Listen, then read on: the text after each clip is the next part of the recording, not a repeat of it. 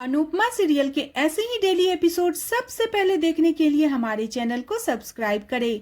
आज के एपिसोड की शुरुआत में अनुपमा काम पर आती है और मनोहर जी को आवाज लगाती है।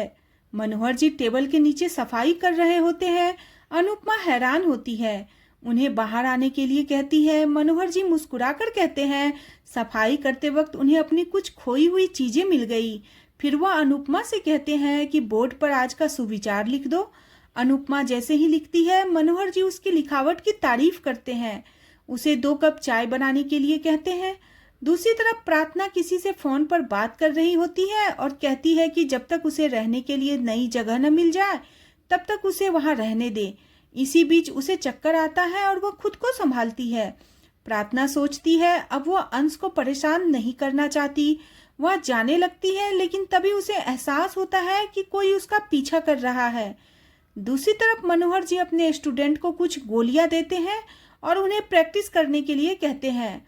अनुपमा मनोहर जी से पूछती है, वे उसे आयुर्वेद का महत्व बताते हैं। अनुपमा कहती है, आपसे मुझे बहुत कुछ सीखने को मिलेगा। मनोहर जी कहते हैं, हम तुम्हें देसी दवाइयां बनाना भी सिखाएंगे और नृत्य भी सिखाएंगे। अनुपमा हैरान हो जाती है। जैसे ही म्यूजिक बजता है, अनुपमा बेचैन हो जाती है। बाहर सभी डांस कर रहे होते हैं। अंदर रसोई में अनुपमा घबरा रही होती है। वह डांस से बचने की कोशिश करती है, अपने कान बंद कर लेती है। उसकी हालत देखकर साफ समझ में आता है कि म्यूजिक उसे परेशान कर रहा है। दूसरी तरफ शाह हाउस में अंश प्रार्थना की चिंता करता है और कहता है अगर उसे कुछ हुआ उसकी जिम्मेदार लीला होगी। लीला उसे कहती है कि तुझे सिर्फ बाहर वालों की चिंता है, अपनों की तो फिक्र नहीं। अंश गुस्से में कहता है, लीला हमेशा फैमिली को इमोशनल ब्लैकमेल करती है। और वो टूट जाता है और कहता है उसने अपनी सारी इच्छाएं परिवार के लिए कुर्बान कर दी, फिर भी लीला खुश नहीं है। अंश दुखी होकर कहता है, सब अपने मन की करते हैं तो क्या मैं अपनी मन की नहीं कर सकता? क्या एक प्रेग्नेंट और बेसहारा लड़की की मदद करना गलत है? अंश रोने लगता है और कहता है, मैं इस घर का एक अच्छा बेटा हूँ। शायद अच्छे बेटों की किस्मत में घर के लिए मिट जाना लिखा होता है। हमारी किस्मत में सिर्फ मजबूरियां होती है, मर्जी नहीं। अंश प्रार्थना को घर में पनाह देने के लिए अपने फैसले को सही ठहराता है और कहता है, मैंने इंसानियत के नाते प्रार्थना की मदद की। एक लड़की जो अपने पति के जुल्मों से परेशान है, अपने मायकों से दुखी है, उसकी मदद करना क्या गुनाह है? अगर मेरी जगह अनुमा होती तो वह भी ऐसा ही करती, लेकिन मैं लड़का हूं इसलिए मुझ पर उंगली उठाई जा रही है। मेरी और प्रार्थना की दोस्ती को सिर्फ इसलिए बदनाम किया जा रहा है क्योंकि मैं एक लड़का हूं। लीला कहती है अब वह कमाने लगा है इसलिए उसकी जुबान चलने लगी है। फिर वह अंश की तुलना वनराज से करने लगती है। अंश सख्ती से कहता है, मुझे रोना आ रहा है इसलिए चिल्ला रहा हूं। मेरी तुलना वनराज दादू से मत कीजिए। वह जिम्मेदारी छोड़कर भागे थे, लोगों के पैसे लेकर भागे थे। अंश दुखी हो जाता है और कहता है, मैं सिर्फ अपना दुख शेयर कर रहा हूं। अंश पूछता है, अगर प्रार्थना को कुछ हो गया तो क्या आप खुद को माफ कर पाएंगी? लीला हैरान होती है। दूसरी तरफ प्रार्थना जा रही होती है। तभी गौतम प्रार्थना का पीछा करता है और जबरन उसे गाड़ी में बैठा लेता है। प्रार्थना उससे छूटने की कोशिश करती है। गौतम गुस्से में कहता है, तुम्हें क्या लगता है तुम्हारे पेट में अंश का बच्चा होगा तो मैं मिठाई बांटूंगा? मैं तुम्हारी और इस बच्चे की जान ले लूंगा। प्रार्थना कहती है, ऐसा मत करना। गौतम उसे चुप रहने के लिए कहता है। लीला तभी प्रार्थना का दरवाजा खोलकर गाड़ी से कूद जाती है।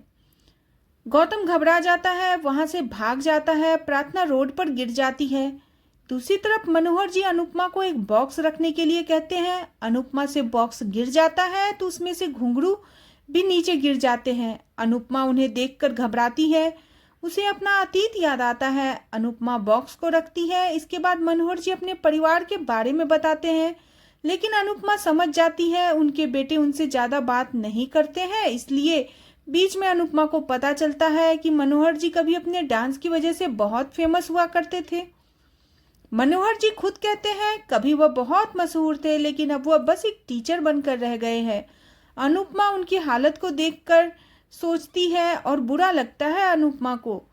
इसी बीच मनोहर जी अनुपमा का सही नाम लेते हैं। अनुपमा हैरान होती है और कहती है, पहली बार आपने मेरा सही नाम लिया है। मनोहर जी मजाक में कहते हैं कभी कभी गलती हो जाती है। इस पर अनुपमा भी मुस्कुरा देती है। दूसरी तरफ अंश प्रार्थना के ऑफिस में फोन करके उसके बारे में पूछता है, उसके लिए परेशान होता है। तभी लीला आती है और अंश से कहती है, मुझे गलत मत समझना, मैं दुनिया देखी हूँ इसलिए सोच समझकर काम करती हूँ, तेरी चिंता करती हूँ। अंश कहता है, मुझे आपका प्यार और चिंता दिखता है लेकिन जरूरी नहीं हर बार आप सही हो। लीला सख्त लहजे में कहती है, इस बार मैं गलत नहीं हूँ। अंश कहता है, मैं भी गलत नहीं हूँ, क्योंकि इंसानियत दिखाना गलत नहीं है। लीला नाराज होकर चली जाती है। दूसरी तरफ अनुपमा घर जाने लगती है। तभी मनोहर जी उसे रोकते हैं और कहते हैं, कल काम पर मत आना। अनुपमा चौंक जाती है और पूछती है, क्या हुआ, मेरे से कोई गलती हो गई? वह गुहार लगाने लगती है कि मुझे काम से मत निकालिए, मुझे पैसों की सख्त जरूरत है। मनोहर जी बीच में उसे रोकते हैं और कहते हैं, मैंने सिर्फ कल आने के लिए मना किया है क्योंकि कल मैं अहमदाबाद जा रहा हूँ। वहां पर डांस एकेडमी में 1 महीने में 2-3 बार स्पेशल क्लास लेने जाता हूँ। कल शाम तक वापस आ जाऊंगा। अनुपमा को राहत मिलती है। इसी बीच मनोहर जी को पराग का फोन आता है। पराग का नाम सुनकर अनुपमा हैरान हो जाती है। मनोहर जी पराग को कहते हैं कि वे कल आकर उसकी डांस एकेडमी के बारे में बात कर लेंगे। अनुपमा सोचती है शायद कोई दूसरा पराग होगा, क्योंकि राही के ससुराल वाले डांस एकेडमी कभी नहीं खोलेंगे। फिर अनुपमा को लगता है उस दिन राही यहाँ आई थी, हो सकता है यह डांस एकेडमी राही की हो।